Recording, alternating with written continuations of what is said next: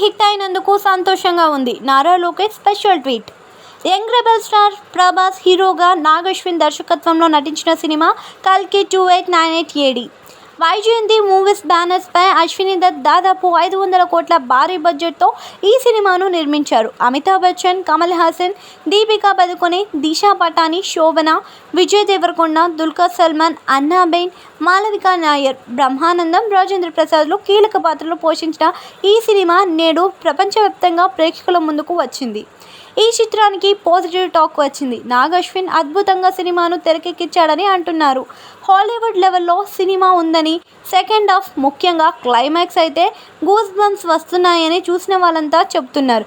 ఇక రివ్యూలు అన్నీ కూడా పాజిటివ్గానే వస్తున్నాయి. దీంతో ప్రభాస్ ఖాతాలో బ్లాక్ బస్టర్ హిట్ పడినట్లని ఫ్యాన్స్ అందరూ సంబరాలు చేసుకుంటున్నారు. ఇదిలా ఉంటే ఈ సినిమాకు హిట్ టాక్ రావడంపై ఆంధ్రప్రదేశ్ మంత్రి నారా లోకేష్ స్పందించారు. సినిమాకు మంచి రివ్యూలు రావడం తనకు చాలా సంతోషాన్ని కలిగించాయన్నారు.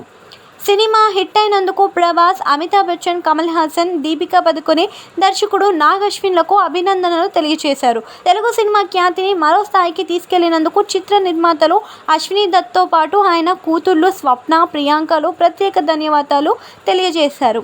కాగా లోకేష్ ఈ సినిమా పైన కాదు, గతంలో విడుదలైన పలు సినిమాలలో విజయాలు సాధించిన సందర్భాల్లో శుభాకాంక్షలు తెలియజేశారు.